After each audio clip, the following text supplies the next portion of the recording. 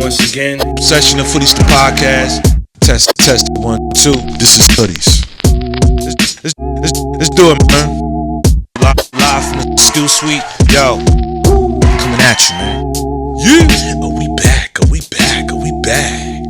Are we back? Are we back? Are we back? Word. Yo, peace. I'm the guard Rashidi, and I want to thank you for pulling up to another dope episode of Hoodies the podcast, man. Yeah. Word. Clap it up. Clap it up.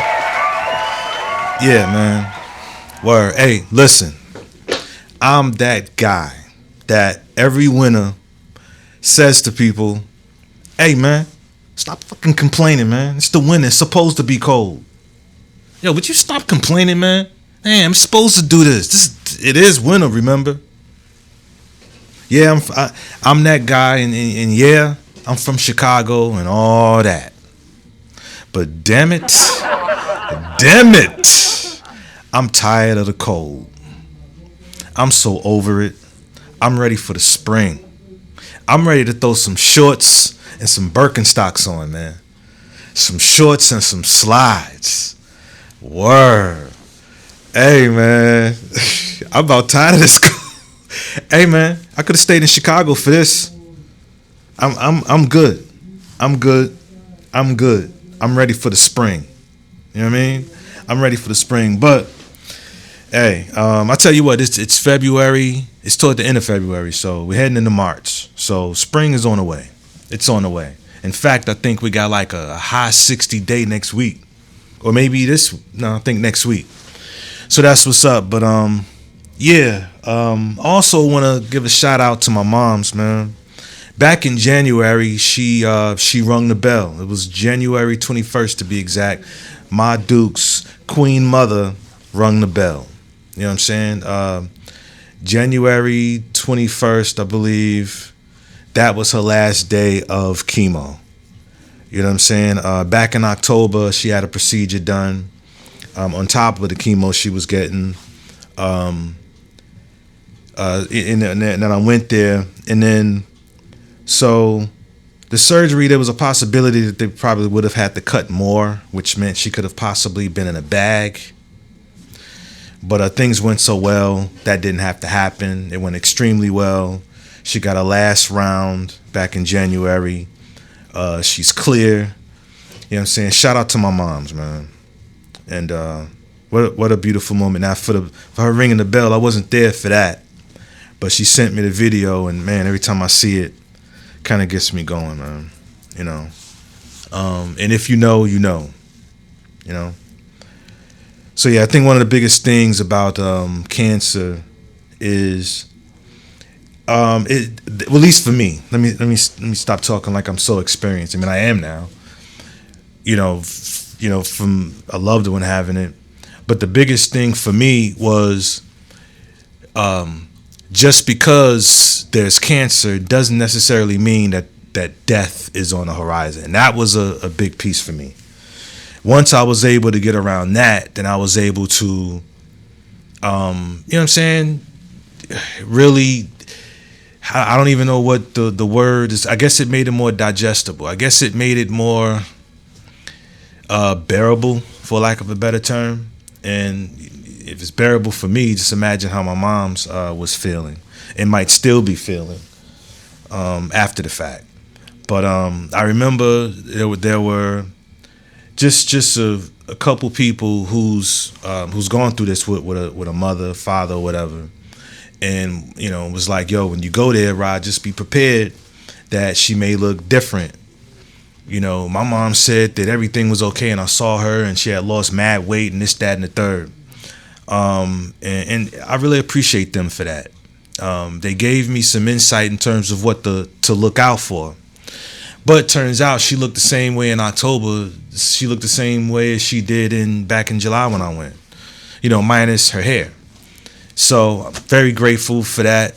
I'm just grateful for it all. And it's funny how things happen, right? This whole ordeal, this whole experience has brought me and my moms closer. And so once again, I'm extremely grateful for that. I'm so grateful for that, man. Word. Yeah, man, and listen, shout out to any of you who may be going through a thing similar to that with either your moms or a loved one in the family, you know, or even if it's yourself, you know, my heart goes out to you, dead ass. Also, in other news, just recently we lost the late great Reverend Jesse Jackson. Yeah, yeah, Jesse Jackson, Operation Push, Operation Breadbasket. He is the guy, the man, who I want to say it was at a Stax concert. You know what I'm saying? And was like, even if you're unemployed, and even if you're this, and even if you're that, I am somebody. Very moving. It's very, very moving. Now, listen, I know some folk, especially older folk, you know different things about Jesse Jackson. I believe the late Khalid Muhammad referred to him as Messy Jesse, and sure, but I'm not here to really go into that. At least not right now. Maybe another episode, or maybe even another part of this one. But Jesse Jackson, he put in some work. And see, it's so easy to talk about people who are on Front Street and out in front, because when they have problems, when they make a misstep, or just happen to say or do something that that the public deems inappropriate or wrong, it's real easy to condemn. Like, I get it being objective, which is weird that that's where we're going right now. Right, I get it being objective and seeing things for what they are, but it's easy to critique people when they're out in front. You know, we too have our own, our own crap. So rest in peace to the late great brother Reverend Jesse Jackson. Just like all of our leaders, he was not perfect. Shout out to his family. And to anyone who's mourning his loss, he put in work. Dead ass. Let's have a moment of silence for the late great Jesse Jackson.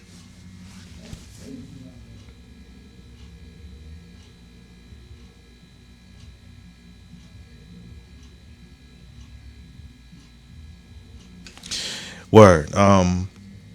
There's so much I could say, but maybe we'll touch on that again about the good Reverend. Right. As I've said before in the last in the last few episodes, right? Hold on.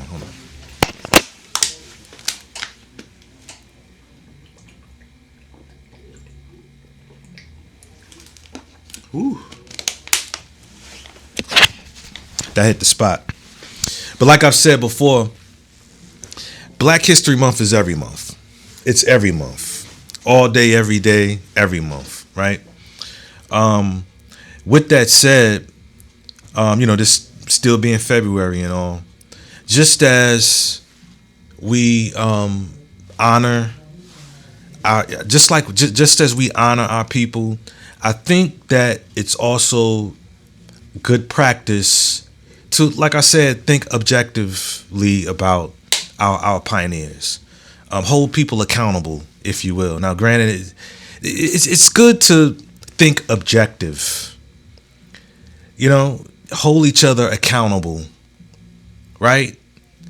It's good practice for our youth. It keeps us all from, putting people up on a pedestal. If we can think objective and see people for who and what they are, if that makes any sense whatsoever. So while we're honoring our people, let's be honest about our people. If that makes any sense. You know what I mean? So, yeah, man, without further ado, we're going to go ahead and get into this thing. Probably could just roll into it from here. But, yeah, but let's go ahead and take a break. Let's get into this thing. Hope everybody's well. It's great to be back. Let's get right on into this. All right? Yeah!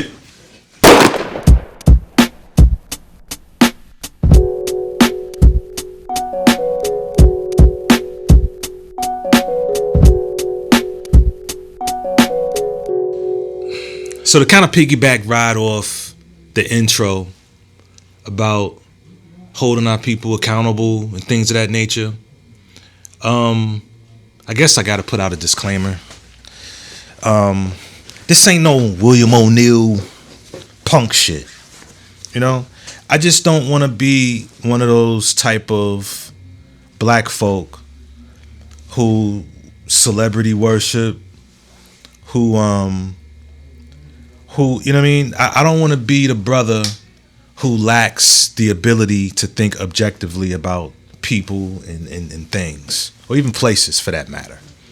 You know what I'm saying? And I'm saying that because, well, number one, it needs to be said. And it needs to be said because, see, most people, let's just keep it funky, man. Some of y'all don't love people. You know what I'm saying? Some of y'all just love potential. You just love talent. You just love people with confidence. You know what I'm saying? A fan, if you will. A fan. And then when we're a fan of someone, I admit I'm a fan of Floyd Mayweather, even still. I'm a fan of Paul Pierce, even still. You know what I'm saying? I'm a fan of, you know, quite a few, Spike Lee, even still. I'm a fan of Denzel Washington, even still. You know, all these people for different reasons. I'm a fan of them. But here's the thing: when we're fans of people, because these people shine in like one area, what we do is we end up excusing the darkness in like 5 other areas. You know what I'm saying? And that's not discernment at all. That's distortion. There's a name for that, and it's called the halo effect. And the halo effect, beloveds, talking to myself too, the halo effect, it ruins our judgment. The halo effect, like I was saying, the halo effect is when we see someone, for the most part, someone we admire. We admire them for their athletic abilities, acting abilities, musical abilities, stage presence, their podcast abilities, their orator abilities, the journalistic abilities, all the ability to love and be kind. And you understand what I'm saying? I think I made my point. We see these positive traits in people, and then we think that one thing that we admire about people, we think that it bleeds over into everything else, right? I've noticed that.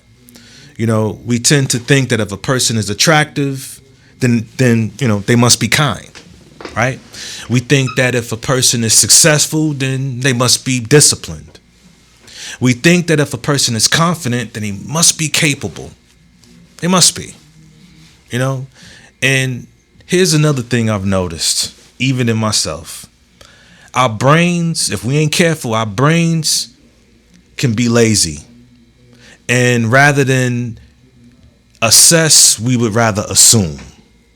You understand what I'm saying? Our brains, it can get lazy, and rather than assume, we would rather assume than assess. If that makes any damn sense.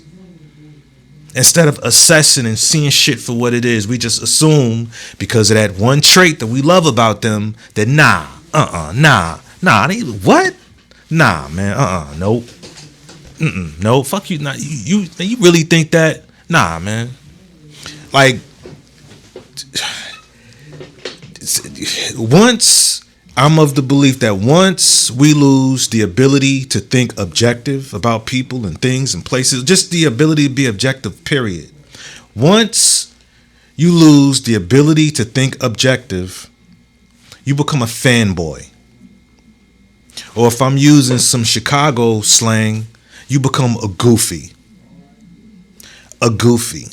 And a goofy, they don't just ignore red flags. They take those red flags and then they paint them gold. You know what I'm saying? We figure, oh, he's ambitious. And we just cover up the fact that they're emotionally unavailable or some shit like this. Or we see a woman who's nurturing, which is beautiful, but we, cover up the fact that she's manipulative or something. We see that, a man or someone's a provider, but then we cover up the fact that they're controlling. right? And not the kind of controlling, as in they're trying to give you structure so that you can move right. Like, hey, I don't think you should wear that, babe. That's a little bit too much. I ain't talking about that. That's structure. I'm talking like you can't even get a phone call without the motherfucker wanting to know who they're calling. That's controlling, or some variation of it, you know, or when someone's healing, you know what I mean, and we just cover up the fact that they're fucking chaotic. Some people, we understand the pain that they're going through, and so we accept certain bullshit behavior from them. You know what I'm saying? In other words, what I'm saying is, one good trait doesn't necessarily equal good character. You know what I'm saying? Charisma has fooled more people than malice ever has. Let that sink in. Hey man, if we keeping it funky, shit, we halo ourselves, man. That makes any sense? We halo ourselves. You know, we figure like, hey, you know what I'm saying? I'm just keeping it real. I'm just being honest. But we cover up the fact that we're also being cruel. Not always, but sometimes that honesty, we can be brutally honest. We can be cruel. I get it. Sometimes that's needed. We can be cruel. We figure I'm logical. But then, you know, undermine the fact that we're also being cold. You know, we're just going off logic, but we're also being cold. Or I'm spiritual. You know what I mean? But that spiritual motherfuckers is avoiding accountability. You know what I mean? All that spiritual shit, all that religion and shit, but they won't hold themselves accountable. You know what I'm saying? Or I'm strong. Sure. But you can also be emotionally unavailable. I've been guilty of that. You can be strong and be emotionally unavailable. You know what I'm saying? We can halo ourselves. You know, we if we're not careful, we can crown ourselves, you know, just based off one strength of ours and then ignore all our weaknesses and so forth. You know what I mean? I'm smart, but you talk too fucking much. I'm intelligent. Yeah, but you still don't know. You're still not intelligent enough to know maybe when you should stop talking and listen. Well, I'm going to wear what I want to wear. Well, see, you so intelligent. Shh, take a moment. Your man asking you to change that, he's protecting you. It's your man, right? Remember in Malcolm X when Sister Betty was trying to convince Malcolm, hey, how come, you know, Brother Baines and them hasn't put your name in Muhammad Speaks? She said, open up your eyes, beloved. You can face death all day, every day. And it's not quoted word for word, but in so many words. You can face death day in and day out, but you can't even suspect the possibility of betrayal. It was a good thing Malcolm listened. It opened his eyes. You know what I'm saying? Yeah. History has proven, if we're keeping it funky still, I should probably name this called Keeping It Funky, right? Keeping it funky still.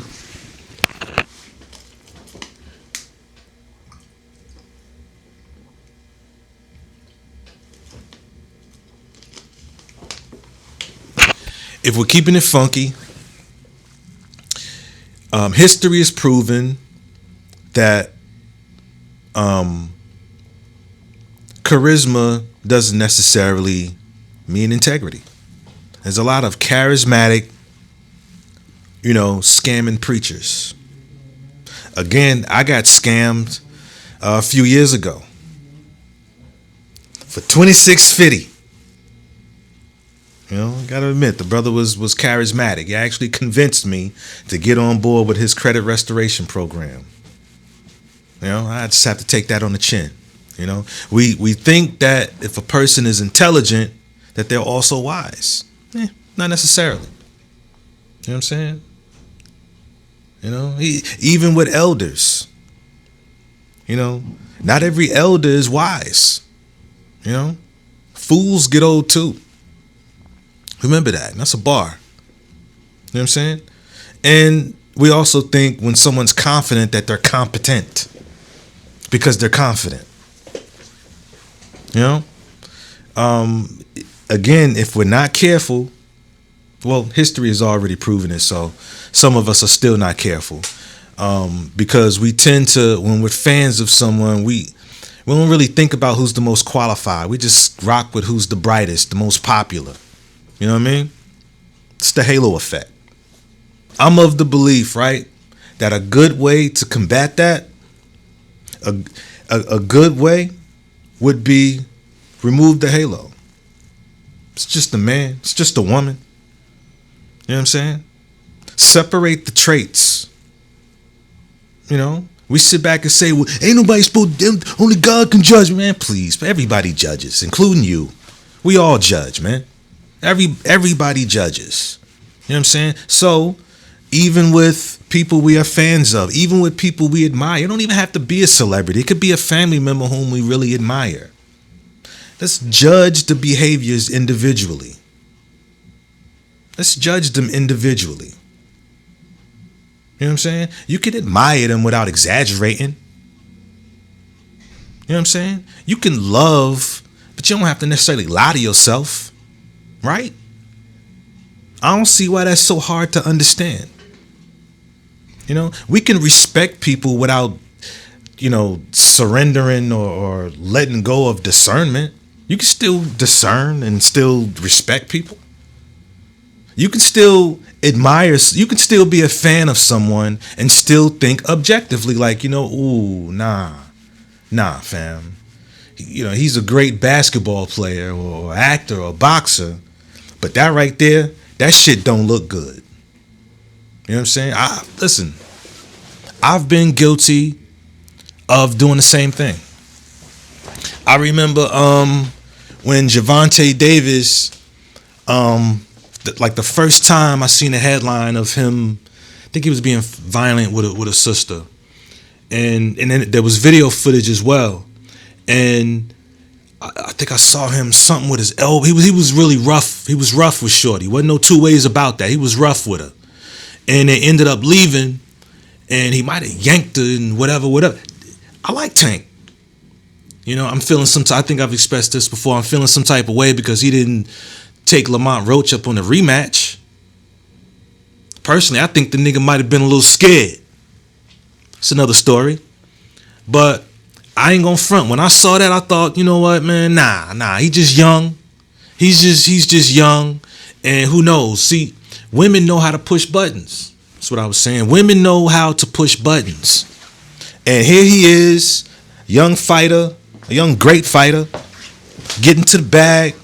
She probably, trying to trigger the brother. And she know that when she called the police and say, oh, he hit me, they may be more inclined to believe her because he is a professional fighter. And see, if you've ever been in that situation, of course, when a woman called the police and say, you did this, you did, now you on 10. So that don't look good either. I've been in that situation. Right? So I'm thinking, he young, man, chill. Then it starts happening some more. Then there was an incident where I think he was in a Lamborghini, he was drinking and driving, and I think he almost hits. It's a lot. It's a few stories. I can't even keep up with them. I told you we holding our people accountable too. This ain't I'm not bashing anyone. I'm gonna bring this all home. Remember Ja Morant? The first time I heard about this situation with him and his teenager, first thing is because I used to be one of them benefit of the doubt dudes, and to a degree I still am. But when I first heard about, he probably that teenager that he was. First of all, Ja Morant's young, 20-something. He ain't too far removed from being a teenager himself. Well, because he's not. He's in his low 20s, I think. Right? At least at the time he was. So I'm thinking, man, that teenager might be as tall as he is, talking shit. And maybe Ja Morant just had to let him know, hey, little nigga, this is what it is. Giving him the benefit of the doubt. Now think of all the other things we've heard since then. You know what I'm saying? We like these guys, and We see this ability to play some ball and he's exciting to watch. And so we think, nah, there's no way this dude is that stupid. There's no way that he's got himself out there like that. We think for Tank to be in the gym and in training camp and gearing up for these fights, that takes discipline, fam. And then in between fights, a lot of these boxers don't even be in their best shape. So to go into training camp and put in that work, they exercising their neck, they running up hills, they using that fucking mallet and they busting up rocks and shit. That takes discipline, man. No sex. They drinking raw eggs. That takes discipline.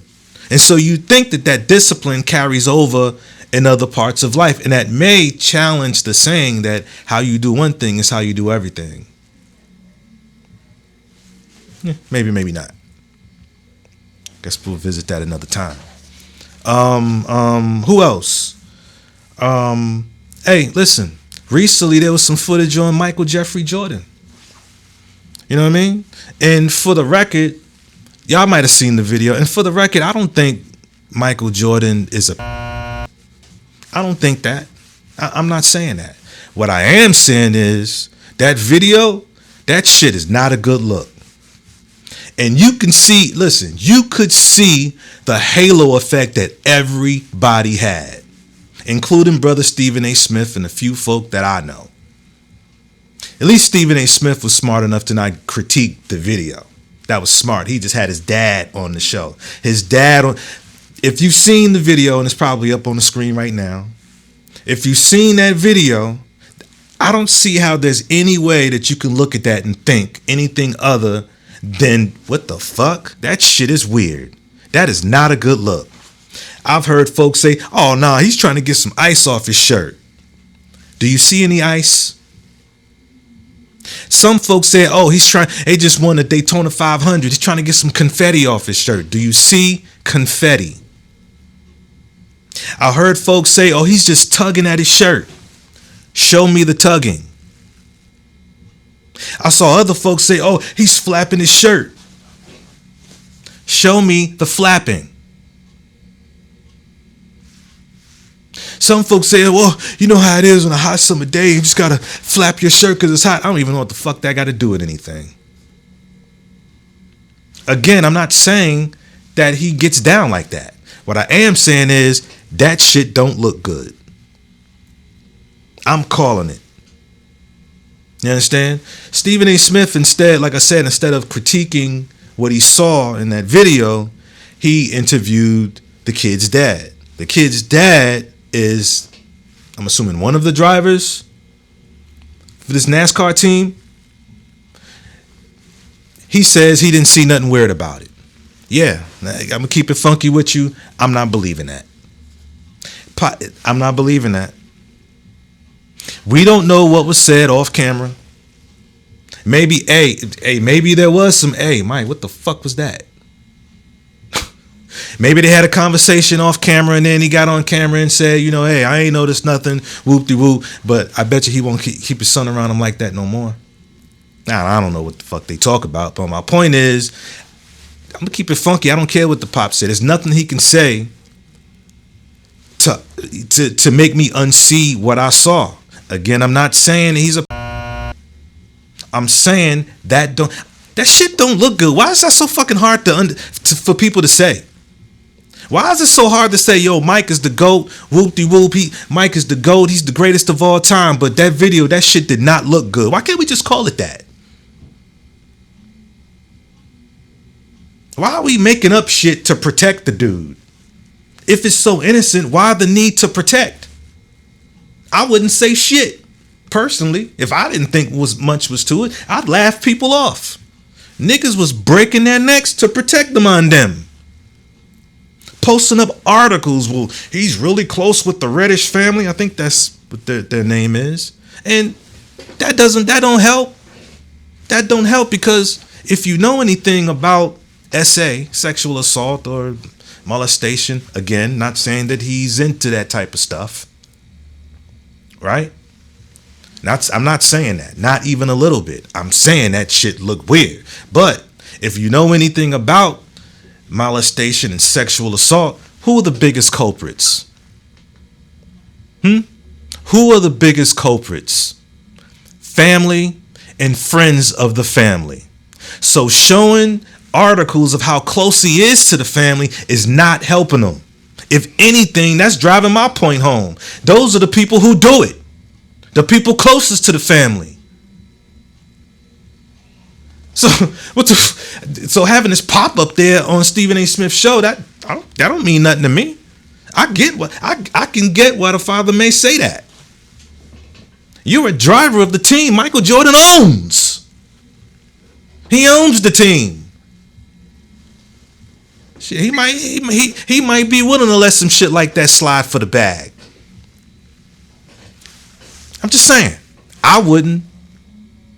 Again, I'm not saying that that's what it is, but that shit did not look. That was not a good look.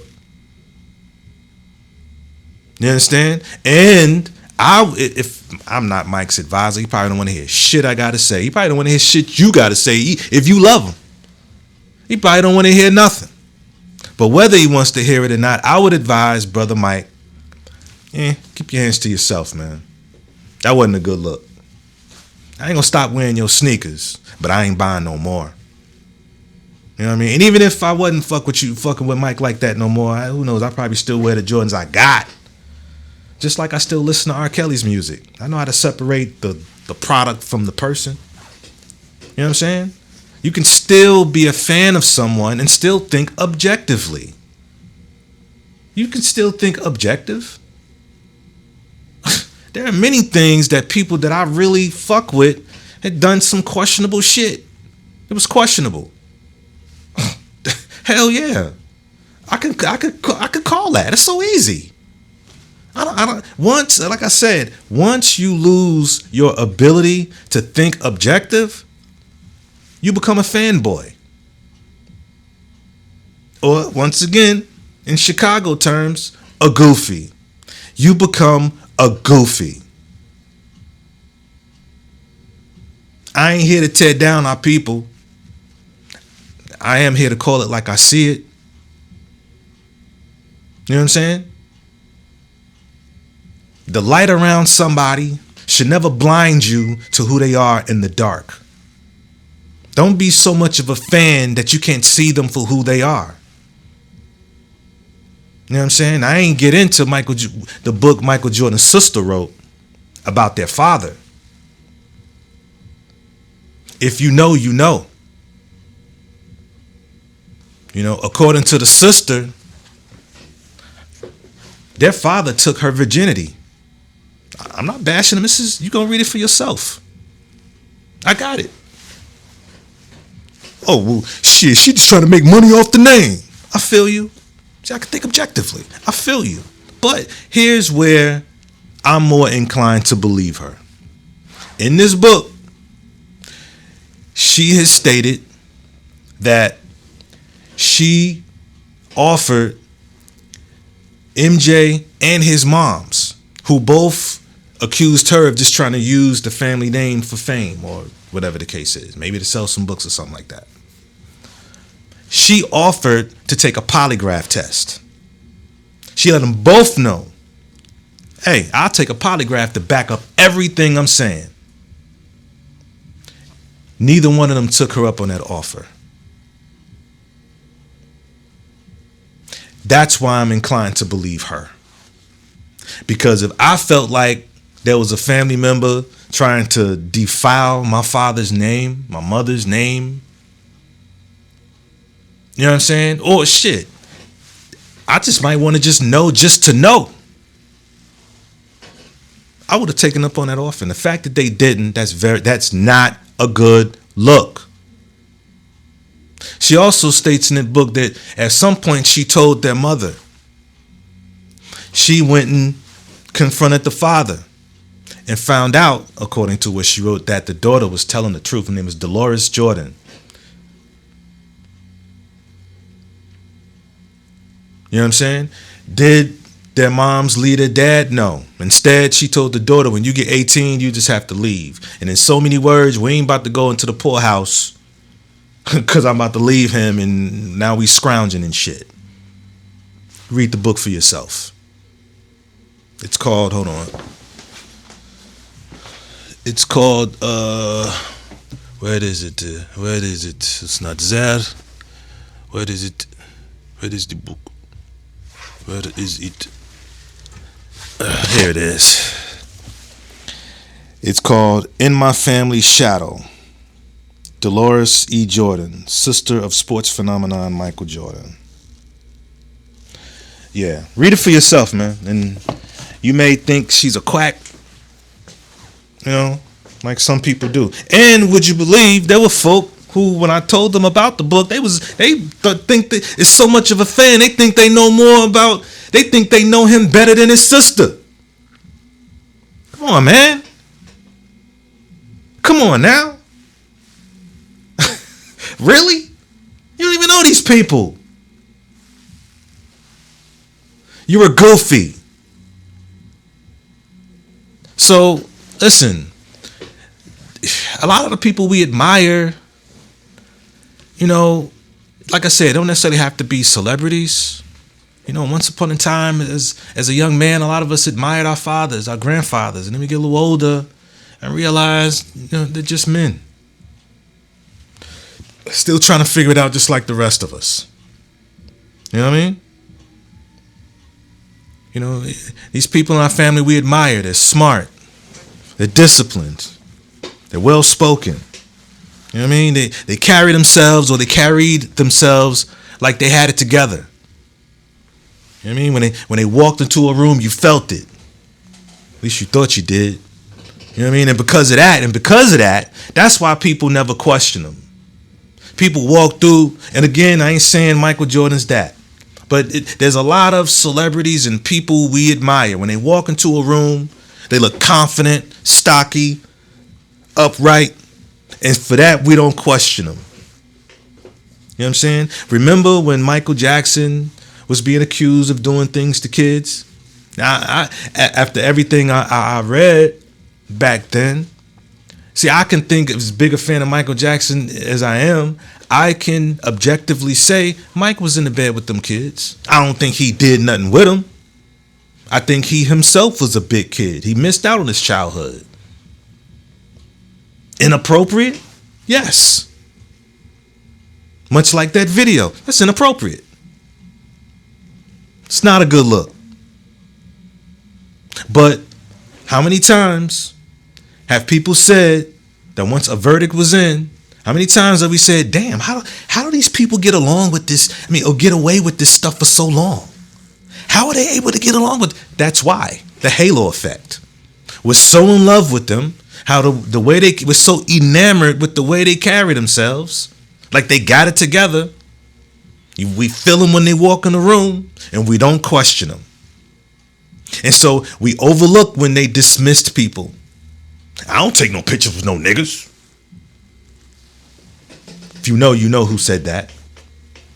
You know what I'm saying? People we admire, when they start manipulating conversations, we ignore that.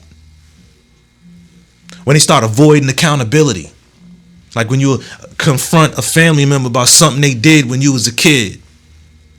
And to this day, they still won't even admit it. Or when they, disrespected your boundaries. When that halo effect is there, when you're a goofy, you overlook that shit. You let it slide. You know what I'm saying? Why? Because they were competent. Right? They were competent. And we confused their competence for character. You know what I'm saying? You didn't ignore the red flags. You just overruled them. You know what I mean? You just painted them gold. They wasn't cool. They wasn't intense. They wasn't driven or passionate. Nah, nigga. They was arrogant. They lacked empathy. They avoided responsibility. Let's call it what it is, man. You know what I'm saying?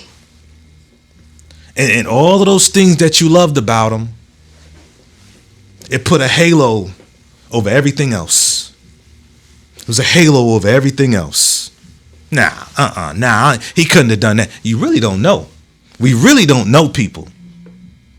You know what I'm saying? We don't even know the people we know, much less some celebrity we ain't never met who probably wouldn't even stop and give you an autograph. Don't be a goofy. And I'm going to leave, well, not necessarily the episode, but at least this portion. I'm going to go ahead and bring it all home with this, right? I wrote something down, right? The brighter someone shines in one area, the more disciplined you must be in evaluating the rest.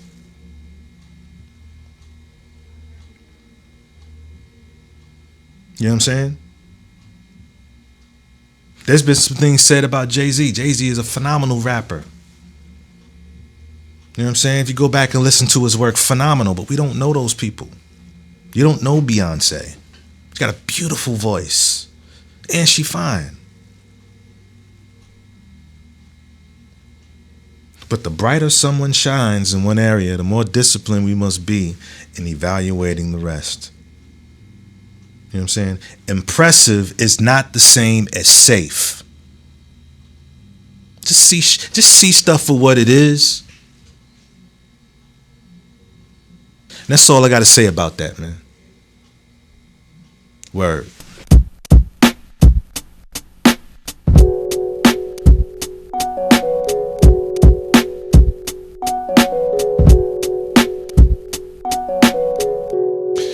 Word. So, yeah, man. Before I get out of here, I just want to give a shout out to everybody who's going through a thing right now. Everybody's going through something. Everybody's going through something, right? Yeah.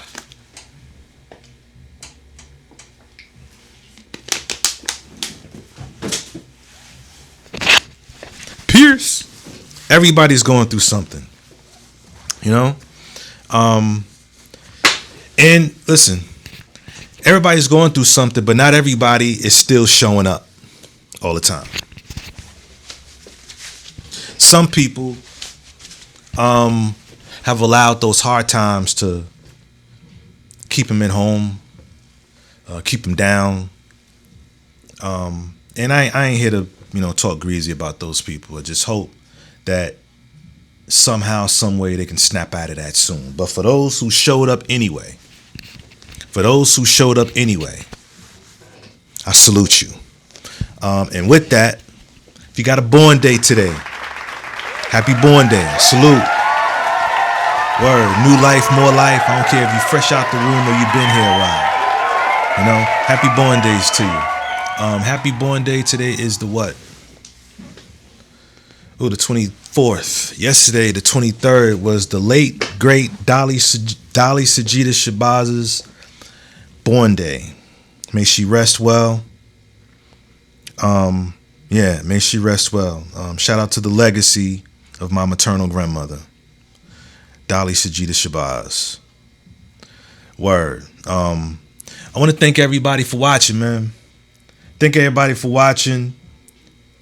Thank you for your likes. Thank you for, it's mainly the shorts. You know what I'm saying? But I take it any way I can get it. I appreciate that.